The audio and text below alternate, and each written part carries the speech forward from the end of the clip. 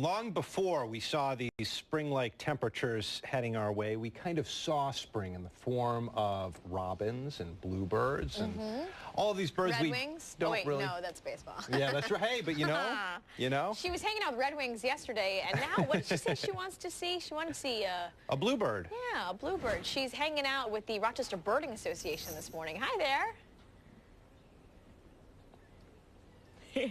Hey guys, we're looking, we really are, and we hear a lot, and we have seen, what was the number of species we've seen? You had a list, Kevin, we had a list. I'm at 26. 26 species of birds we've seen just this morning. Laura, is that a lot for one bird sighting? It's okay for a cold day in April. That's what I'd call that. You know, we could easily double that on a warmer day, and in a few weeks we could triple or quadruple that. What do you say? Yeah. And Kevin, you were talking about what this area is right here where we are. This is actually sort of a new development. This is a new initiative that's going on to open up the marsh itself. This is part of the Braddock Bay Wildlife Management Area, and they're putting in channels, putting in potholes for nesting waterfowl, also improve the fisheries for things like northern pike and stuff like that. It's been a 2-year project so far. They've done it here. They've been doing it at Braddock Bay and here at Buck Pond. Now, will this have a positive impact on the birds as well? It's supposed to. It's supposed to. Again, because what's happened is the cattails have just gone crazy here, and they just fill in everything. When you don't have the open area, you don't have the nesting places, you don't have the feeding places, and so this is opening things up pretty nice.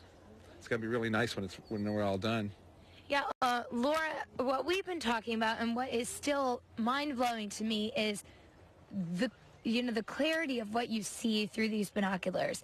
It's like I really wish that people could see on the camera through these binoculars because it's almost clearer than your naked eye. Yeah, it really is. The optics have really come a long way, and so when you buy high-quality optics, they have a way of grabbing light and putting a lot more light on your subject than actually exists. It really focuses the light for your vision, so things become very bright and very clear, and it does improve the experience.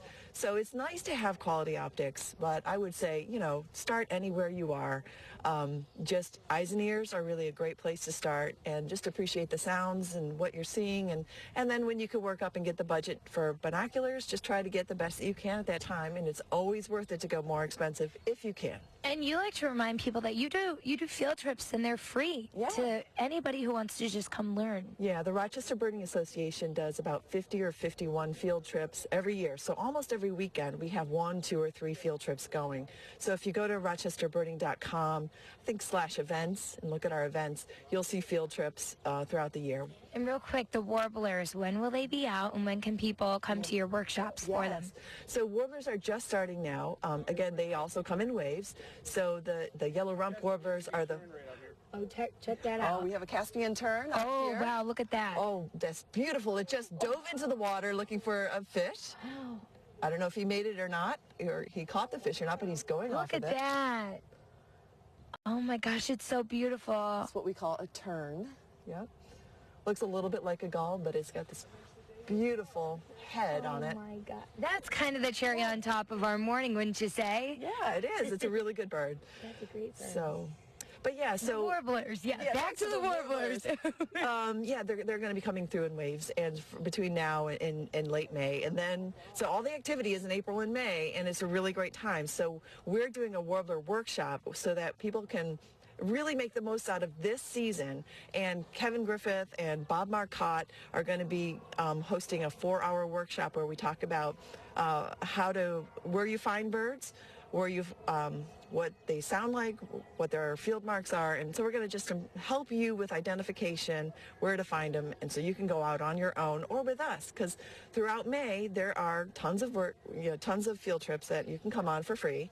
But if you join the workshop, you get 4 different private tours with Kimberly and other field trip leaders. Like a private lesson, kind of. Private lesson in the field, yeah. And that's really a way to advance your learning in a way that you can't do alone. Yeah. So bird with people, I really stress that. Whenever you can, bird with people. This has been thank you to all of you. I've learned so much. I feel like I knew nothing about birds, and I think you see them in the sky and think, oh, they're just up in the air, but to actually know and identify them, thank you so much. We've learned so much, and that was the icing on the cake.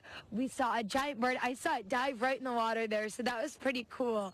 I'll toss it back to you guys in the studio. I'm impressed. So did we. I'm Terry, who was behind the camera this morning, great work on capturing all of that and following the action. That was awesome. Good work. I think the bird was teaming up with Terry, being like, all right, watch what I'm about to do. Turn on the camera now. And he's still at it. You know, that's how I eat, by the way. Here we go, here we go, here we go. Oh! There we go. Nope. Yeah, I just dive in. That's how I get my food. Jerry Manley, though, he's a bit more refined. You eat with your feet, too? Yeah, he goes, maybe. Jerry refined? He goes to restaurants. He does. And they let him in.